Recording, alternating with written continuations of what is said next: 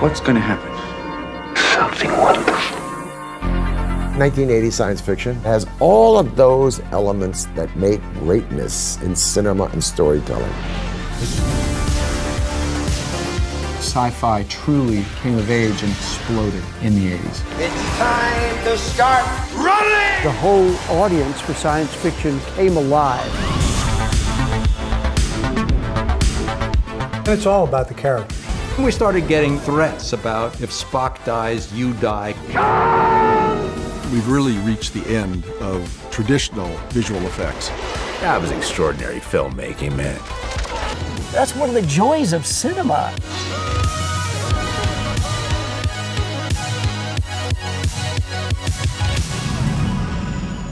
That's the magic of sci-fi, man.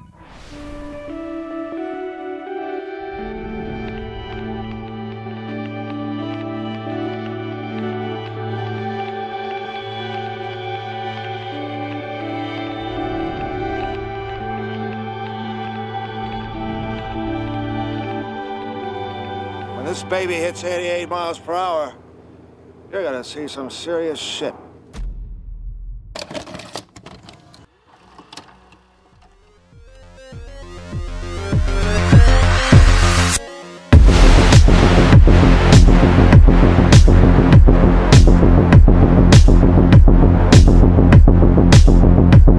So I want to say thank you so much for joining us today. My pleasure. Thanks for having me on. And we were very excited when we received a screener for In Search of Tomorrow. We loved it, and it brought back so much nostalgia and memories of growing up in the 80s. So my first question I want to ask you is, what inspired you to first go down this path of making these documentaries? I've been very, very fortunate that the majority of my adult career, I've been able to pursue all sorts of avenues of entertainment. Ever since I was a kid, I grew up as a monster kid. I was born in '68, so I was a '70s kid and an '80s teen. And I grew up just loving monster movies and sci-fi movies and all sorts of genres of films. And I've always been interested in not only the movies themselves and how they entertain me, but how movies were made. And in my adult life, after going to film school, I went out to California and worked on movies, worked on TV commercials, music videos, worked in development, got sidetracked with the whole online entertainment, kind of path, working for Entertainment Tonight and writing for the Hollywood Reporter and Variety and LA Times and so on and so forth. And then I'm giving you like a whole long backstory, but it all fits together, because then I started writing for Famous Monsters of Filmland, one of my favorite magazines from when I was a kid. And that was an ideal job because I ended up being able to be the editor-in-chief of that magazine. That covered everything that I loved: horror, sci-fi, fantasy, monsters, pop culture, you name it. I get to write about it, and I got to interview the people who made all the movies that made us so happy and gave us smiles on our faces.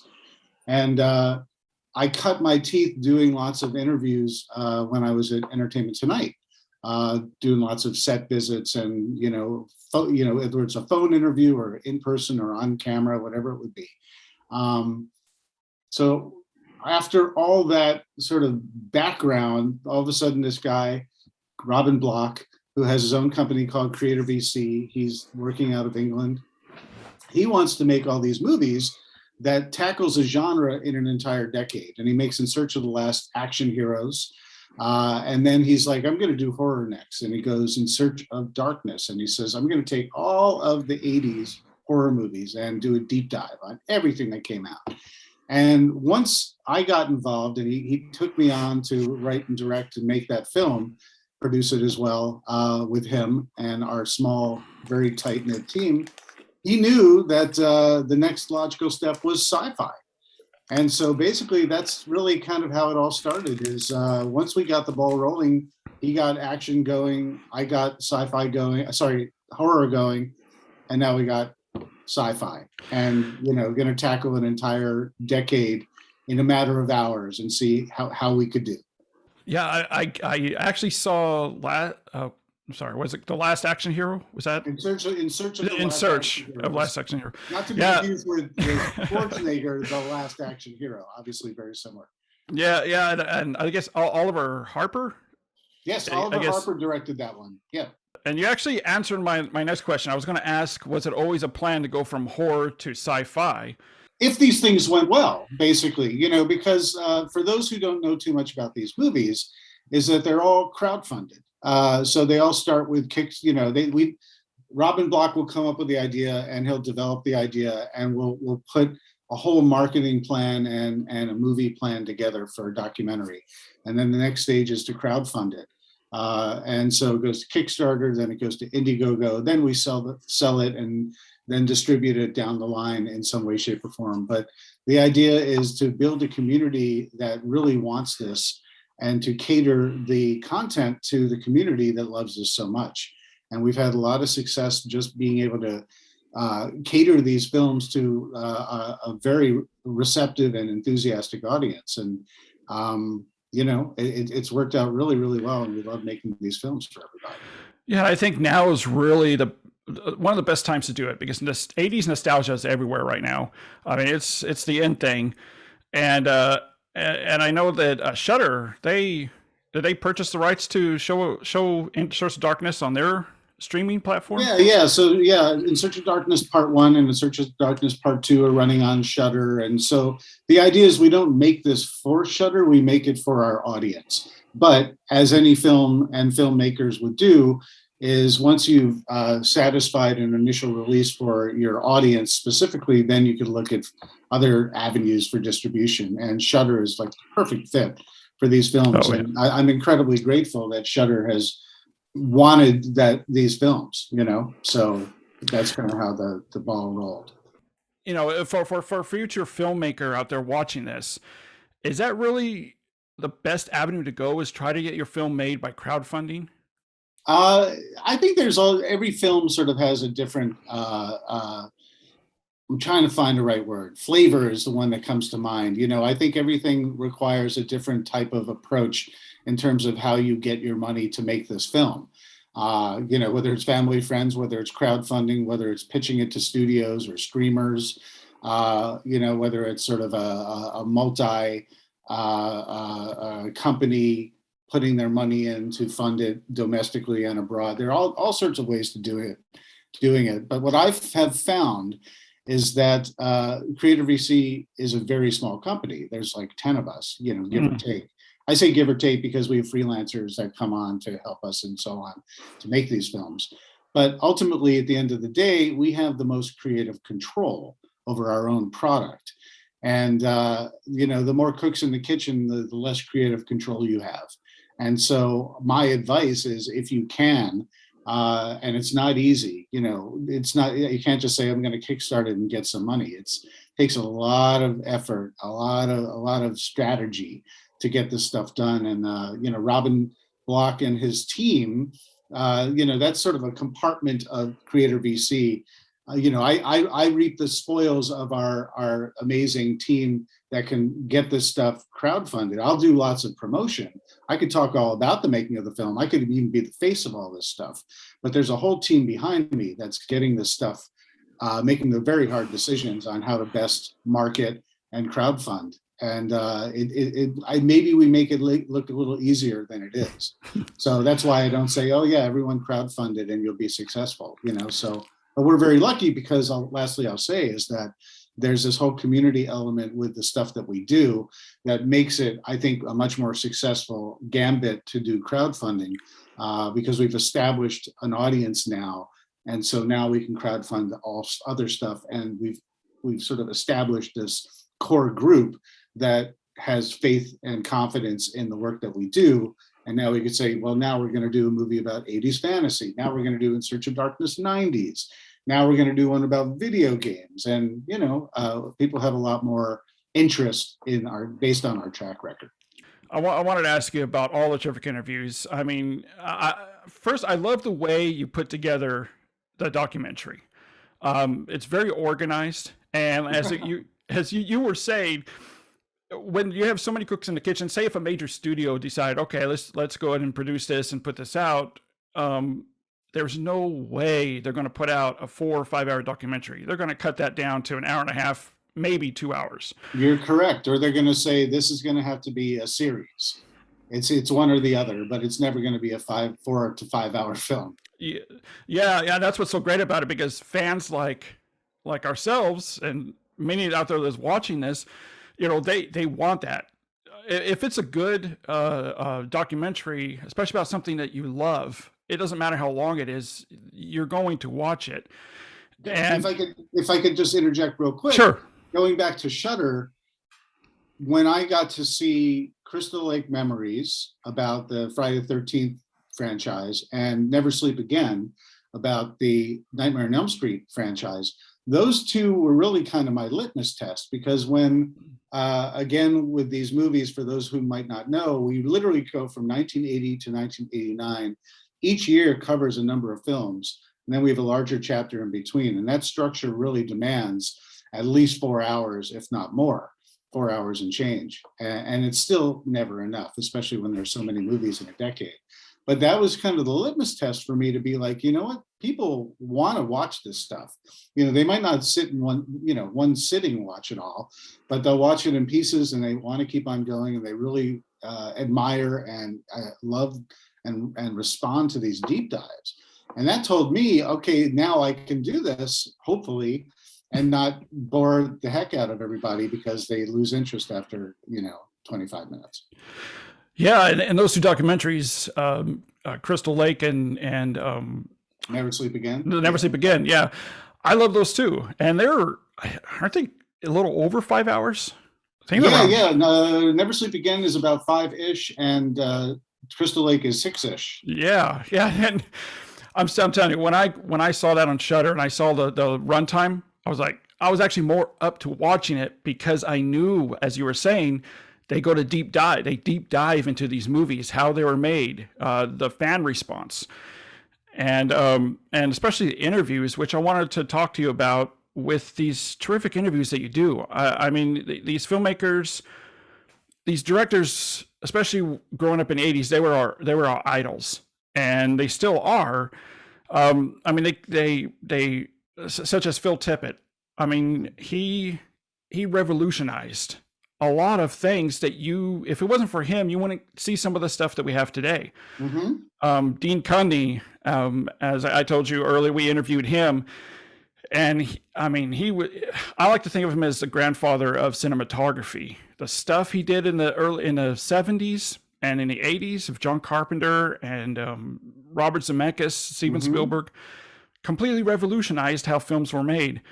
So my question is to you, how surreal was it to sit down with someone like Phil Tippett, someone like Joe Dante, and others that helped shape the film industry and really pop culture? It's incredibly surreal, because I admired these guys. These guys have always been on a pedestal to me ever since I knew their names for the first time.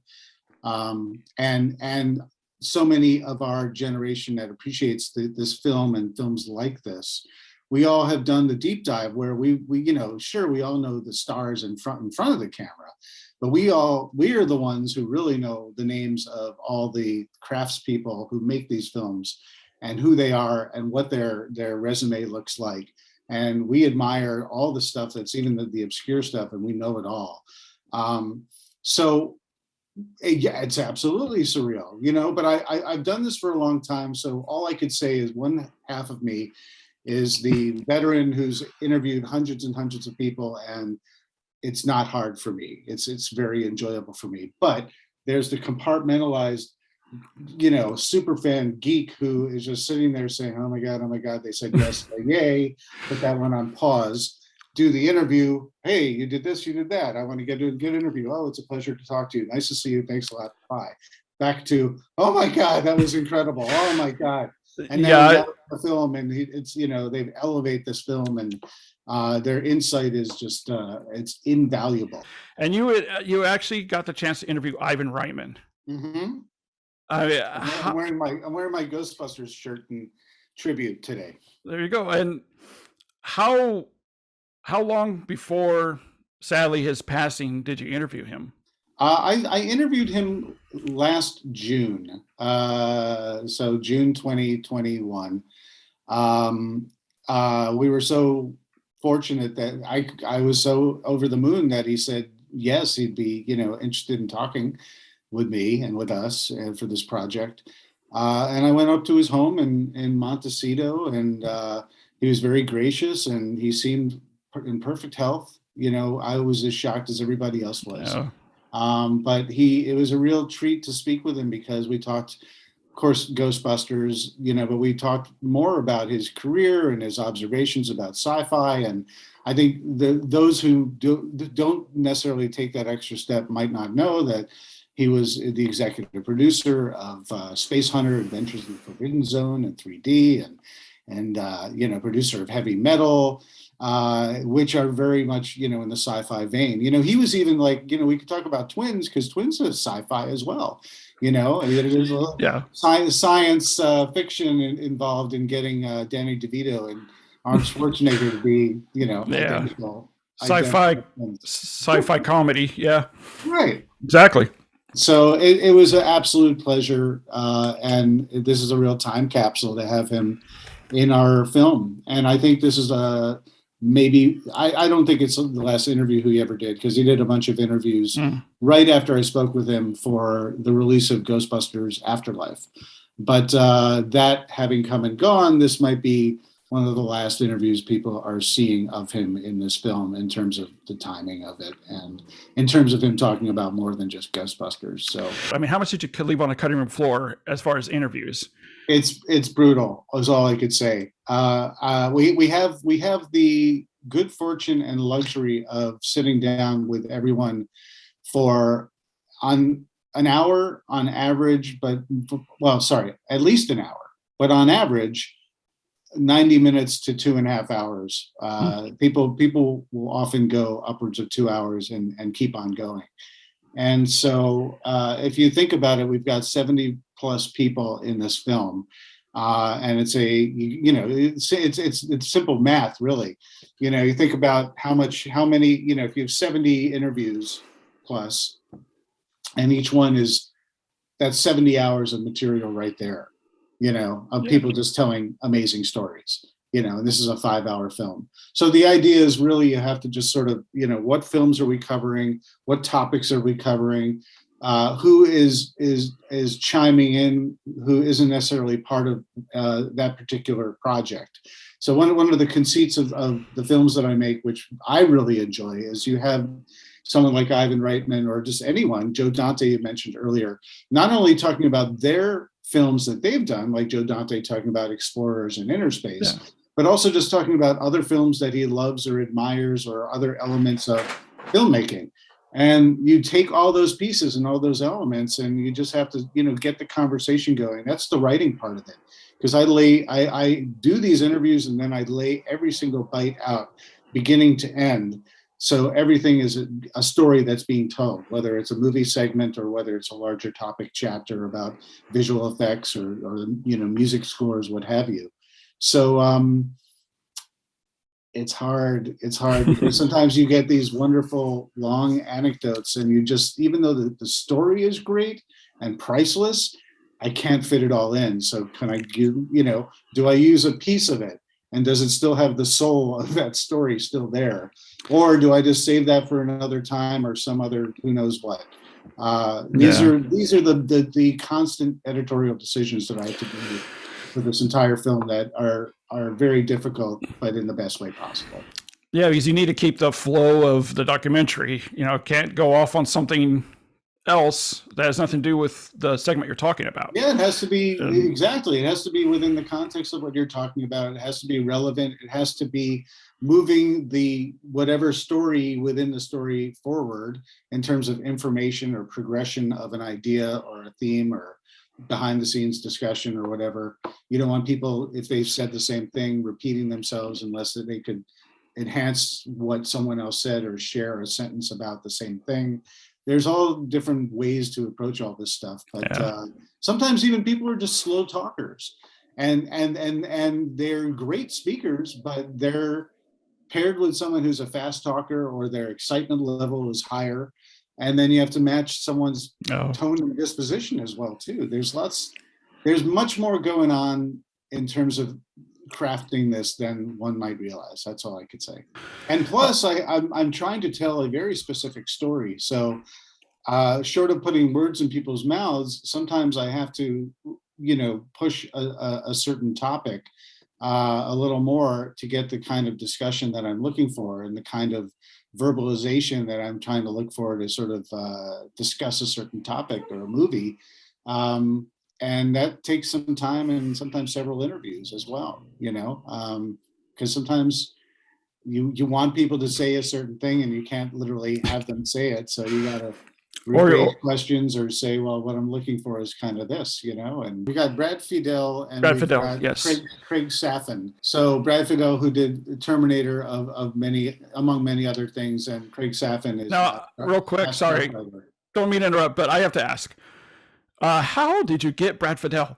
Because he is notorious for turning down interviews. He doesn't like doing interviews. How did you get him? Listen, sometimes you win some, sometimes you lose some. Sometimes you get Ivan Reitman, sometimes you don't, and you just got to reach for the stars and be tenacious but not obnoxious and polite. And sometimes these take a long time, and sometimes it never happens. I mean, we have 70 people talking about a decade, and I'm so happy to have each and every one of them. We had more people who said yes, and then they couldn't do the film because we shot this during COVID, and we established a bunch of people with the intention to get more, and then we just had to stop, like the world stopped, and we stopped just the same.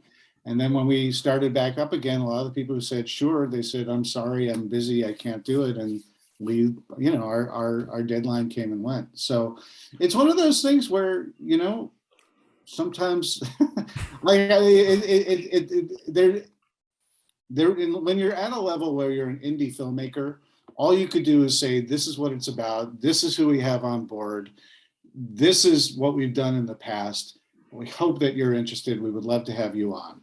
And some people say yes, some people don't respond. Some people say, thanks for thinking of me, but I don't have the time, What I love too is that you just didn't focus on interviewing the filmmakers, but you also took time to interview physicists and psychologists to have their input, their opinion on how these films affected society. Yeah, I wanted to this time around. I didn't want In Search of Darkness to be too academic. I wanted enthusiastic, information, but I wanted lots of enthusiastic participants.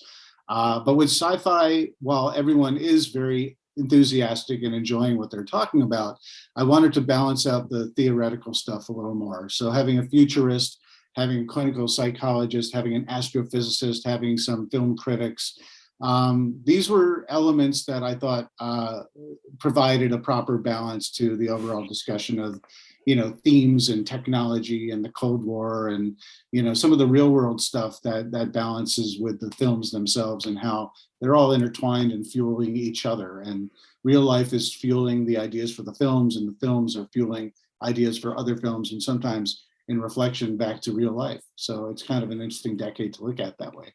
I really respect that you gave time for the documentary to breathe. That 5-hour runtime is needed. And, like you said, you can't just stick a decade in an hour and a half. And even with 5 hours, it's not enough. And I think sight unseen, you ask, how is that, one might ask, how is that possible? But once you watch it, you realize, especially when that one film that you're waiting for me to cover it, and I don't. And you're like, how could you not cover this film? But if you look at the allotment of the time per film, per year, the progression of just the whole decade, you really understand. You might not like, but I think hopefully you'll understand why certain things can't make the cut. And ideally, we'll get to do In Search of Tomorrow Part 2, and then we will be able to include some of those movies that I didn't get to the first time around. And I had already cut a bunch of stuff that didn't make the cut because we really had to draw the line at 5 hours in terms of how much fits on a Blu-ray and all that kind of stuff like that. You know, there's literally, there's a physical amount of storage that only allows us to be so much. But I think it's best to leave people wanting a little more too, even with 5 hours.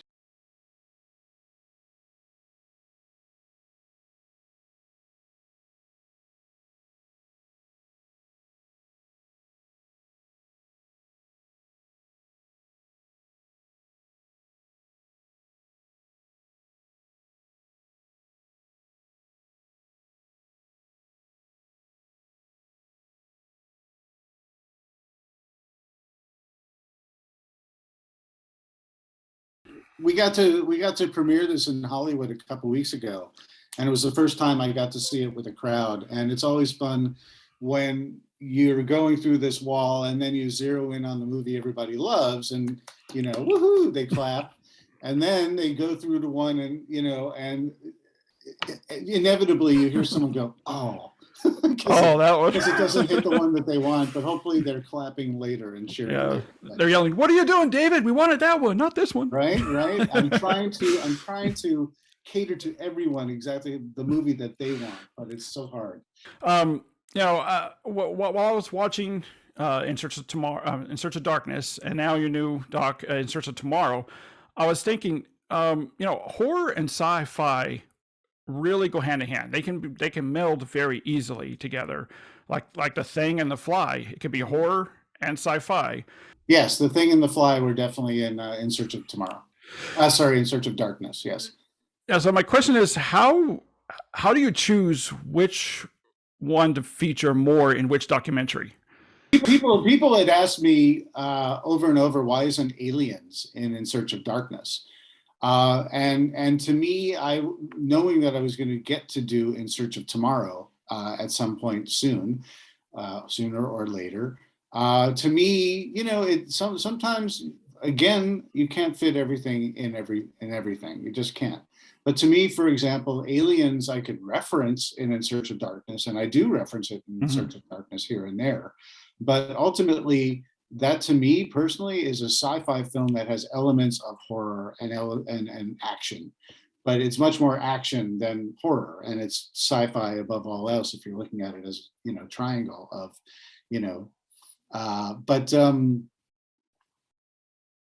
a lot of these, you know, there's still more time is all I could say. You know, there's still more time to keep on, you know, and another thing I'll just say about it is that a lot, you know, people say, well, you're doing all the heavy hitters, but I want more eclectic stuff.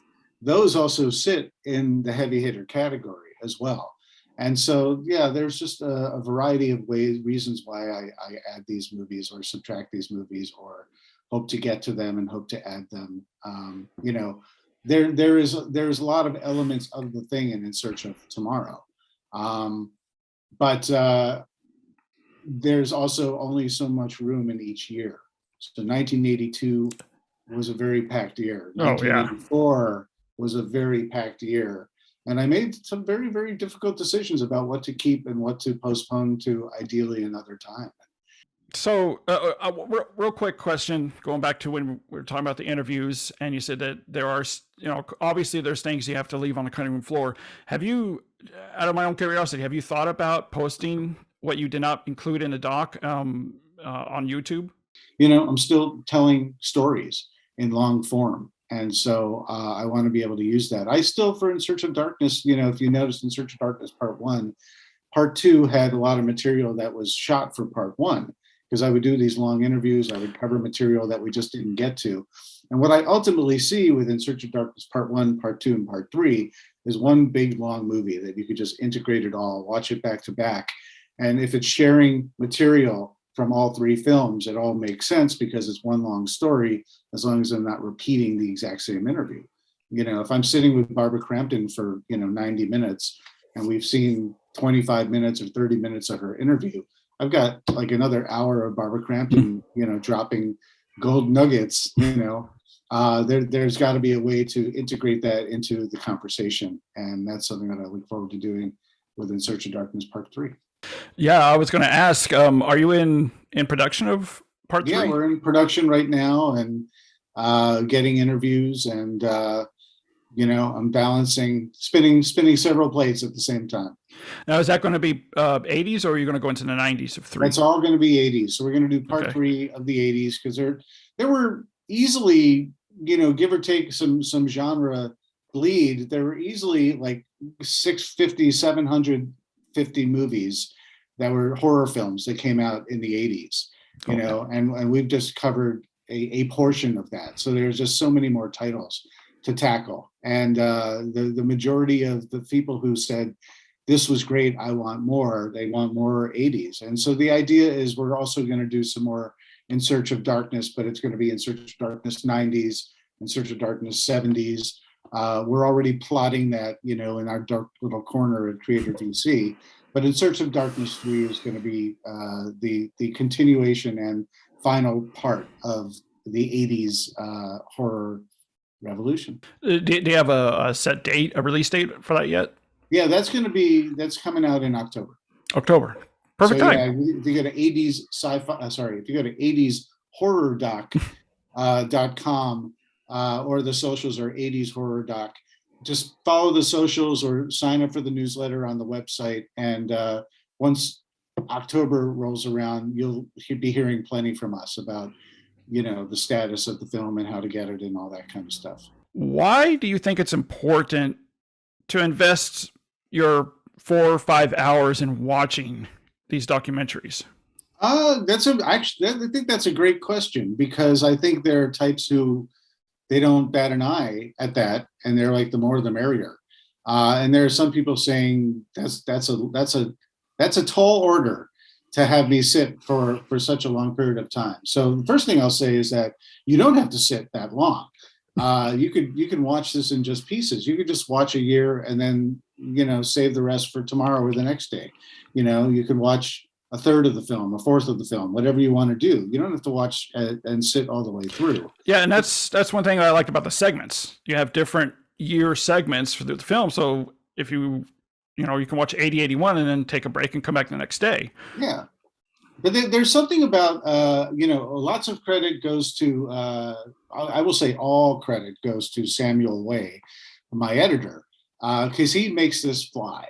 Paul Konshake, who does our motion graphics, they both together make this look amazing. Our soundtrack by Weary Pines. All this alchemy makes the whole thing move real fast, and the structure of it is where you get a little bit into a movie, you find out what the movie's about, you get to talk to people about the film, they talk a little bit about behind the scenes, they talk a little bit about the theme, they talk about maybe a special moment, and then you're on to the next. And so it's just enough to sort of whet your appetite, saying, oh yeah, that movie, I want to revisit it, or oh, I've never heard of that, I want to investigate, or oh, I always heard about it, but now I know more. Now I can make a decision whether I want to see the full thing. Every time you want to sort of say, all right, enough, you want to watch one more, Yeah, exactly. And in fact, while I was watching In Search of Tomorrow, you brought back so many memories of different movies that I forgot about. I'm like, oh wow, yeah, that's right. And I went on Amazon and started ordering the movies, and so like what you said, that this whets your appetite to there might be movies that you forgot about, and and that's what I really love about these documentaries. You give so much respect to the genre and also but also to fanboys, people that grew up on these movies. Well, like a part of the answer to the question that you had asked, I think, why should someone invest their time in this, is because this is a story not only about just movies and what to watch. This is a story about filmmaking. This is a story about imagination. This is a story about craft. This is a story about politics and sociology and psychology. This is a story about how real world events affected films and conversely affected technology. There's some very interesting stories and concepts woven in all together with the evolution of filmmaking over the course of the decade. but maybe above all else, this is a story about what it was like during that time. If you lived then, all the nostalgia is there. And if you didn't live in that time, you can maybe understand what us old fogies are talking about. When, you know, we found that it was important to go to the video store, or we did, you know, fear for our lives on a daily basis because superpowers were going to press the button and we were going to die from World War III. There was a lot going on, you know, a lot more than just the Rubik's Cube and, you know, and leg warmers and MTV in the 80s. There's a lot going on, and it was a big stew of material and content and thoughts and fashion and just trends and evolutions in movie technology, from practical to CGI, to this the way films were marketed to us, and the information that we got in the pre-internet age. I mean, I could just go on forever for reasons why this isn't just a list of movies. You know, it's really about who you were with, why you escaped into these films, whether you were escaping from something or escaping to something.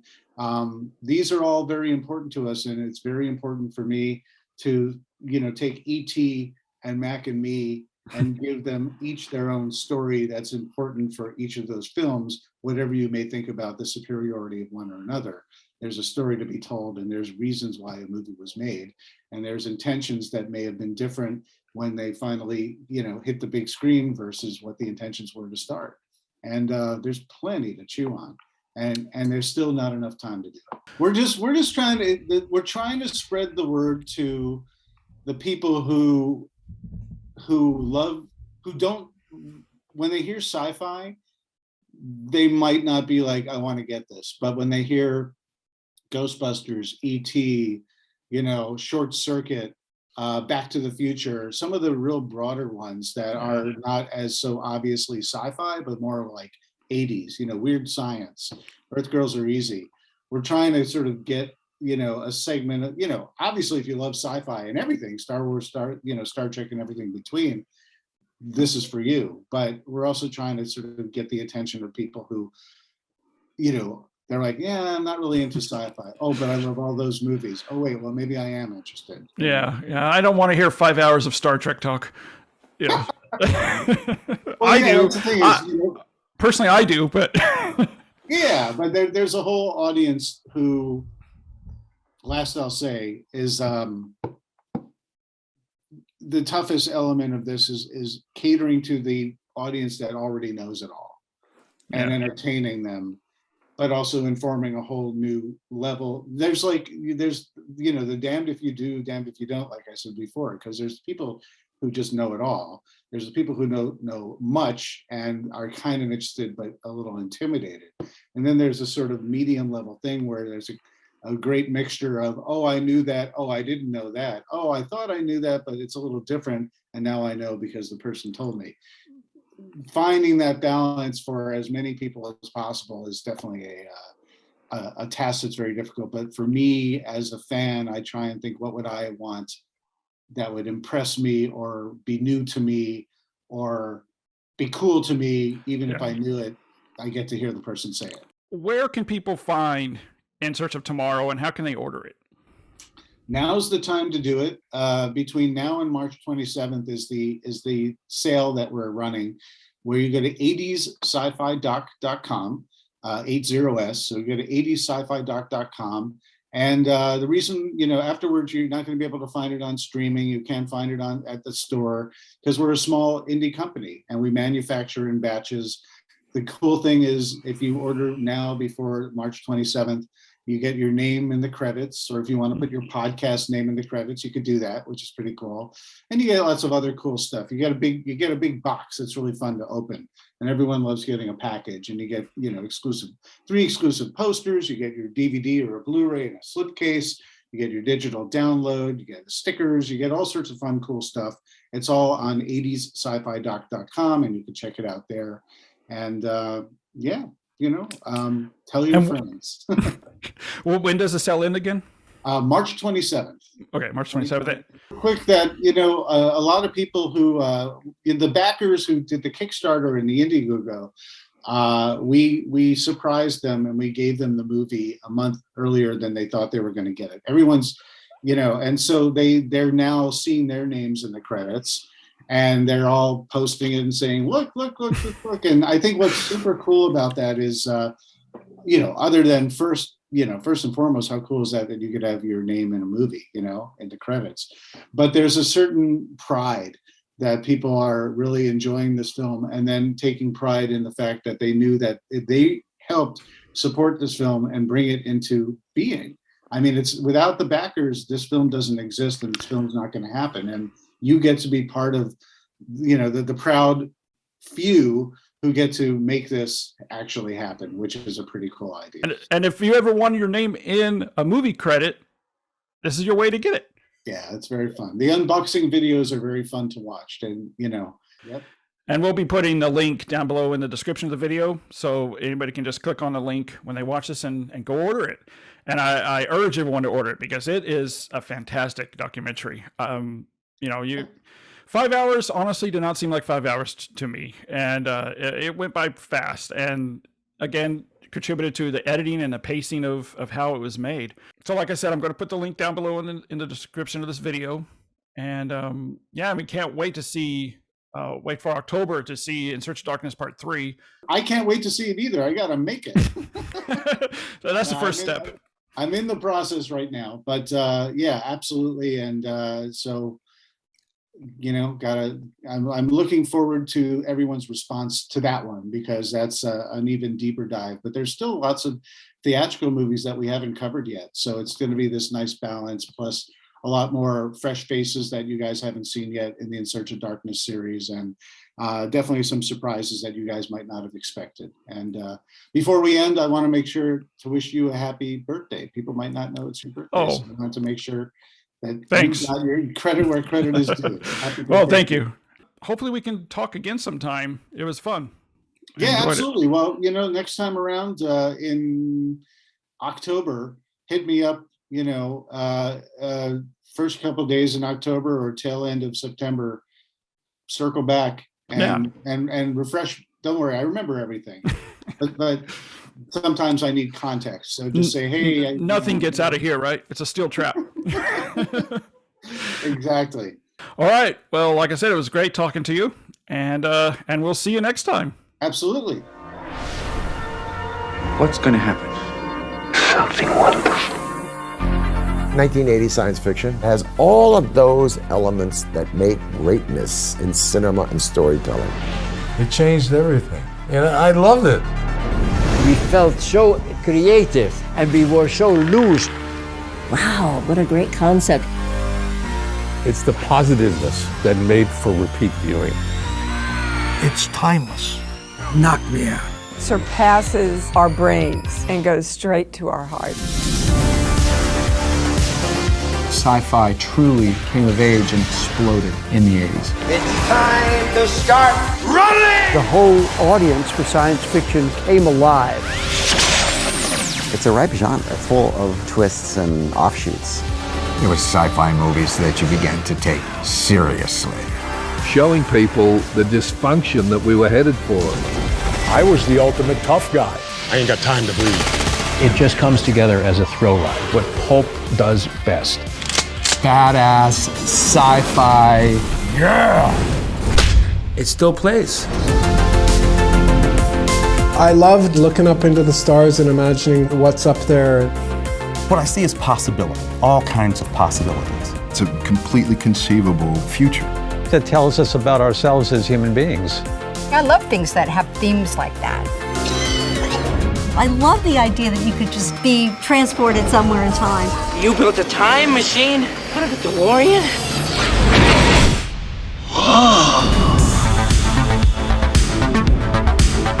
And it's all about the characters. My character, Rachel, was the heart and soul of that picture. Alex is essentially a very reluctant hero. Tron was a warrior. He dominated the game grid.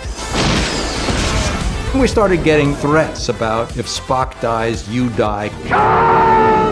We've really reached the end of traditional visual effects. That was extraordinary filmmaking, man. technologies that end up becoming real. The science has caught up to the science fiction. Shall we play a game? It is everything we have warned you against. I'll be back.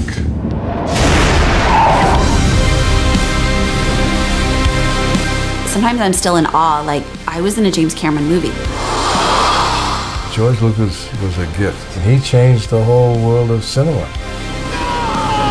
This was supposed to be Steven's little film. When he's hugging him and saying goodbye, I'm crying. I'm crying.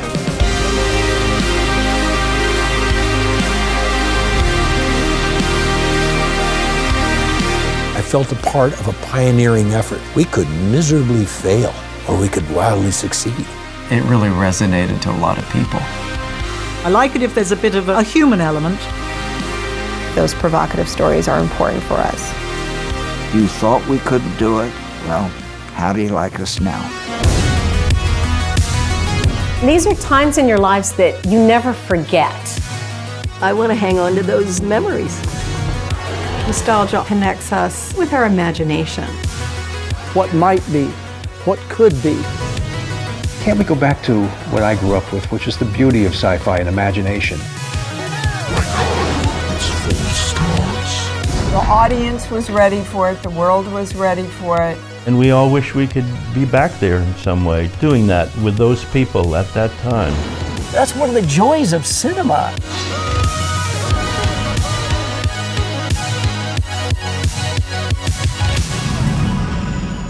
That's the magic of sci-fi, man.